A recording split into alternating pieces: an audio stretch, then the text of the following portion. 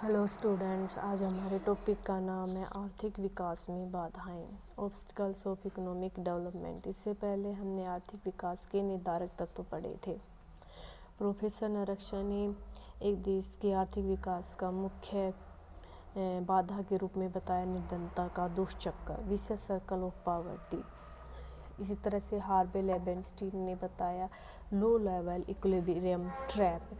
तो हर अर्थशास्त्री ने अपनी थ्योरी के आधार पर अलग अलग तर्क दिए हैं कि ये देश अविकसित क्यों हैं, ये क्यों अविकास में फंसे हुए हैं। तो मुख्यतः हम इन बाधाओं को दो भागों में बांटकर अध्ययन करते हैं, एक आर्थिक और एक अनार्थिक बाधाएं। आर्थिक बाधाएं और दूसरा है हमारा अनार्थिक बाधाएं। तो पहले हम पढ़ेंगे आर्थिक बाधाएं क्या होती हैं। तो आर्थिक बाधाएं जैसे पहली है बाजार की अपूर्णता। अविकसित देशों में आर्थिक विकास में मुख्य बाधा बाजार का अपूर्ण है।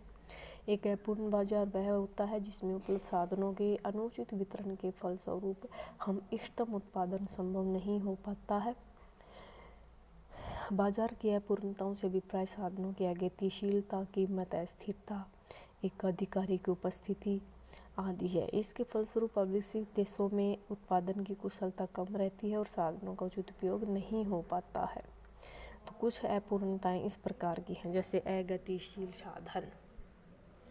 अगतिशील साधन वो हैं जो किसी रीति रिवाज में जकड़े हुए होते हैं और वो एक जगह को छोड़कर दूसरी जगह पर काम करने के लिए तैयार नहीं होते, तो वो अगतिशील साधन होते हैं। दूसरा है बाजार की दशाओं में अज्ञानता। श्रमिकों को ये ज्ञान ही नहीं होते कि रोजगार के अच्छे अवसर कहाँ पर हैं और प्राप्त हो रहे हैं। तीसरा है एकाधिकारी प्रवृत्तियाँ। अविकसित देशों में उद्योगों की संख्या थोड़ी कम होती है, इसलिए वहाँ पर एकाधिकारी पनपने लगता है, तो उस पर नियंत्रण करना आवश्यक हो जाता है। एक है बेलोज अर्थव्यवस्था। बेलोज का मतलब जिसमें फ्लेक्सिबिलिटी नहीं होती है। तो फ्लेक्सिबिलिटी ना होने की वजह से उत्पादन संभावना वक्र जो है वो हमेशा नीचे की तरफ ही रहता है। जो फ्लेक्सिबिलिटी रहती है तो उत्पादन संभावना वक्र के बढ़ने की संभावना रहती है। सेकंड पॉइंट हमारा है निर्धनता का दुष्चक्र। जैसे एक बार हमने आपको थ्योरी भी ये करवाई थी, निर्धनता का दुष्चक्र क्या होता है। ध्यान हो, जब हमने आपको बताया था, ये थ्योरी नरक्षण ने दी थी, जिसमें उन्होंने बताया था कि एक देश है वो इसलिए फंसा हुआ है क्योंकि वहाँ पर निर्धनता है, और निर्धनता इसलिए वहाँ पर आय का स्तर कम है, और आय का स्तर कम होने की वजह से वहाँ पर उत्पादकता कम है, उत्पादकता कम होने की वजह से वहाँ आय का स्तर कम है, और इस तरह से ये देश निर्धनता के दुष्चक्र में फंसे हुए हैं। जैसे किसी ने अपने मॉडल के द्वारा भी दिखाने की कोशिश की है। मॉडल दिखाया गया जिसमें दिखाया गया लो पर कैपिटा इनकम, यानी प्रति व्यक्ति आय कम है।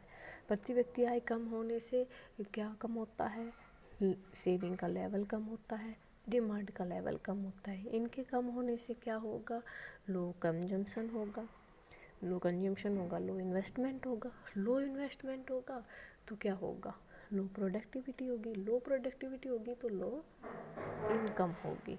तो इस प्रकार से ये देश निर्धनता में फंसे हुए हैं। नरक्षण ने बताया कि इन देशों में निर्धनता का कारण भी निर्धनता है और परिणाम भी निर्धनता है। नेक्स्ट पॉइंट है पूंजी निर्माण की कमी। पूंजी निर्माण की कमी भी इन देशों के आर्थिक विकास में बहुत बड़ी बाधा है। जैसे भारत है, अपनी जीडीपी का लगभग 30% से अधिक पूंजी निर्माण पर खर्च कर रहा है, फिर लेकिन जनसंख्या के आकार को देखते हुए बहुत थोड़ी है यहाँ। दूसरा, इन देशों के लोग हैं वो निवेश में कम विश्वास करते हैं, बचत ज़्यादा करते हैं, और ज़्यादातर पैसा है वो सोना चांदी या ज़मीन जायदाद में ही खर्च करना पसंद करते हैं, बजाय कि उसे उत्पादन की प्रक्रिया में लगाकर निवेश करने की बजाय। जनसंख्या की समस्या, नेक्स्ट पॉइंट है यहाँ पर जनसंख्या की समस्या। ये देश जनसंख्या की समस्या से बहुत ज़्यादा ग्रसित है। अगर हम भारत का उदाहरण लें तो यहाँ जन्म दर बहुत ऊंची है अब भी, और मृत्यु दर कम है, इसलिए यहाँ जनसंख्या विस्फोट की स्थिति है। आधुनिक उद्यम और प्रबंध का अभाव। आधुनिक उद्यम जो होते हैं वो प्रोफेसर शुम्पिटर ने बताया कि आर्थिक विकास में एक बहुत बड़ी बाधा है। इसके अभाव के कारण ही अनुकूल और आर्थिक और सामाजिक परिस्थितियों का अभाव होता है। वर्तमान समय में आर्थिक विकास के लिए कुशल प्रबंध अधिक आवश्यक है। वास्तव में साहसी और यानी उद्यमी वर्ग का होना बहुत जरूरी है। देखो, उत्पादन के 4 साधन हैं: भूमि, पूंजी, श्रम और उद्यमी। ये चारों साधन में से केवल उद्यमी एक ऐसा साधन है जो अपना प्रयोग स्वयं करता है, और बाकी साधनों का प्रयोग करने के लिए उद्यमी की ज़रूरत होती है। तो एक देश में उद्यमी का होना बहुत ज़रूरी है। अगर इनकी कमी है तो उस देश में आर्थिक विकास नहीं हो पाएगा। नेक्स्ट है तकनीकी ज्ञान।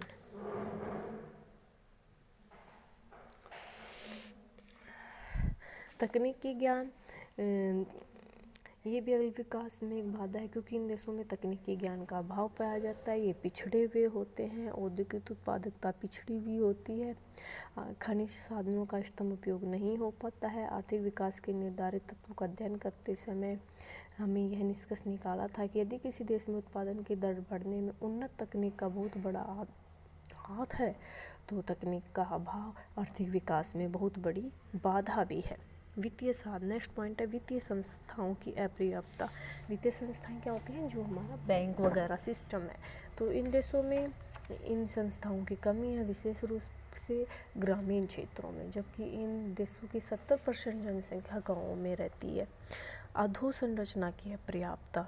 अधोसंरचना मैंने कई बार समझा दिया। यातायात, संचार, शक्ति, सिंचाई के साधन, इनको हम अधोसंरचना कहते हैं। तो इन देशों में इन चीज़ों का अभाव है, यानी उपलब्ध तो है लेकिन आवश्यकता से कम। नेक्स्ट पॉइंट है अंतर्राष्ट्रीय बाधाएं। तो अंतर्राष्ट्रीय बाधाएं क्या हैं हमारी?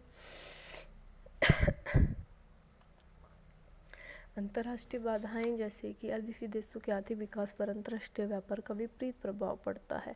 अगर हम गुन्नार मेडल की थ्योरी देखते हैं, सिंगर की थ्योरी देखते हैं, तो वहाँ उन्होंने बताया कि ये देश इसलिए पिछड़े हुए हैं क्योंकि व्यापार की शर्तें इनके प्रतिकूल होती हैं, अनुकूल नहीं होती हैं। क्यों होती हैं? क्योंकि ये देश कृषिगत वस्तुओं का ज़्यादातर उत्पादन करते हैं और औद्योगिक वस्तुओं का आयात करते हैं।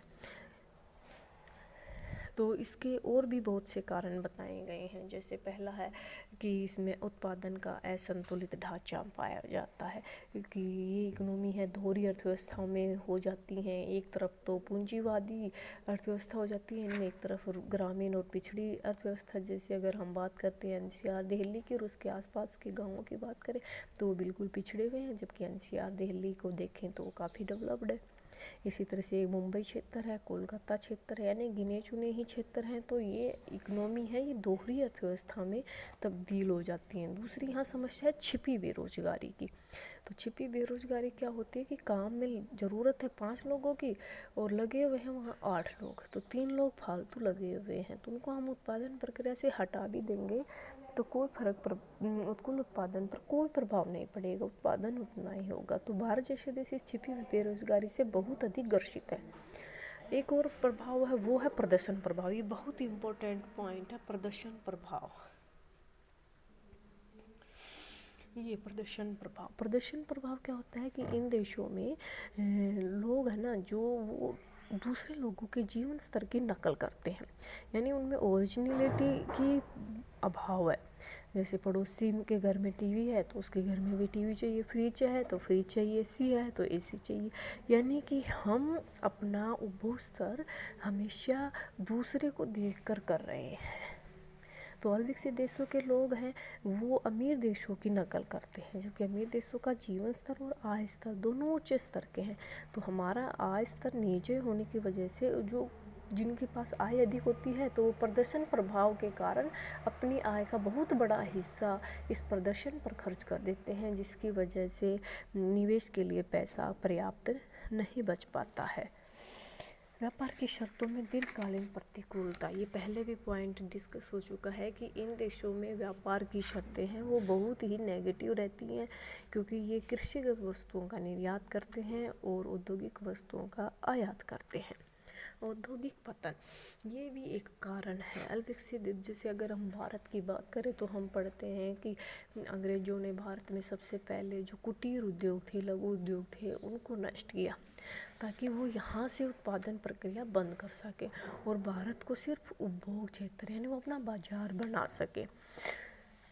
तो औद्योगिक पतन भी इन देशों के आर्थिक विकास में एक बहुत बड़ी बाधा है। अब पढ़ते हैं हम अनार्थिक तत्व। तो अनार्थिक तत्व क्या है? जैसे पहला पॉइंट है सामाजिक बाधाएं। अविकसित देशों में सामाजिक बाधाएं जैसे कि रीति रिवाज, परंपराएं, जातिवाद, संयुक्त परिवार प्रथा, उत्तराधिकारी के नियम, ये सभी है ना, ये सभी आर्थिक विकास में बहुत बड़ी बाधा के रूप में है। दूसरा है धार्मिक बाधाएं। अविकसित देशों में धर्म लोगों को भौतिकता के विरुद्ध करता है, भाग्यवादी बनाता है। वे अपनी निर्धनता को अपने भाग्य का फल मानते हैं। तो ये भी एक ऐसी चीज़ है जो लोगों को यानी कि विकास करने से रोक रही है। तीसरी बाधा है राजनीतिक बाधा। अविकसित देशों के आर्थिक विकास में राजनीतिक बाधा भी बहुत महत्वपूर्ण रखती है। अनेक अविकसित देशों ने कुछ वर्ष पूर्व ही उपनिवेशवाद से मुक्ति प्राप्त की है। साम्राज्यवादी देशों जैसे ब्रिटेन, फ्रांस ने इन देशों को अपने अधीन कर रखा था और इनका खूब शोषण किया। भारत भी लगभग अंग्रेजों का लगभग 100 वर्षों तक गुलाम रहा है। तो भारत के पिछड़ेपन का भी ये मुख्य कारण है। अतः अपनी स्वतंत्रता के समय लगभग सभी अविकसित देश आर्थिक दृष्टि से विकसित देशों पर निर्भर थे। ये विकसित देश राजनीतिक स्वतंत्रता के बाद भी अविकसित देशों की अर्थव्यवस्थाओं में हस्तक्षेप करते रहे हैं।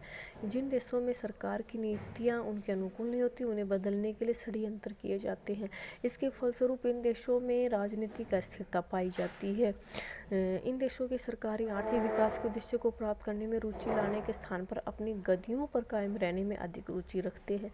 इन देशों में राजनीतिक अस्थिरता के फलस्वरूप भविष्य के संबंध में भी अनिश्चितता उत्पन्न होती है। इसलिए यहाँ पर विदेशी निवेश की जो संभावना होती है वो बहुत कम हो जाती है। अगली बाधा है हमारी प्रशासनिक बाधा। अविकसित देशों में कुशल, योग्य, ईमानदार प्रशासन का होना बहुत ज़रूरी है और इन देशों में ईमानदार और कुशल प्रशासन नहीं है। अधिकतर अविकसित देश विदेशी शक्तियों के शासन में रहे हैं, तो इनमें वो बुराइयां आ चुकी हैं। तो इन जिसके कारण एक सुव्यवस्थित और दोषरहित प्रशासन का अभाव बना रहता है। तो ये भी आर्थिक विकास में एक बहुत बड़ी बाधा के रूप में है। तो इतना ही आज हमारा ये टॉपिक था, ये हमारा ख़त्म हो गया है।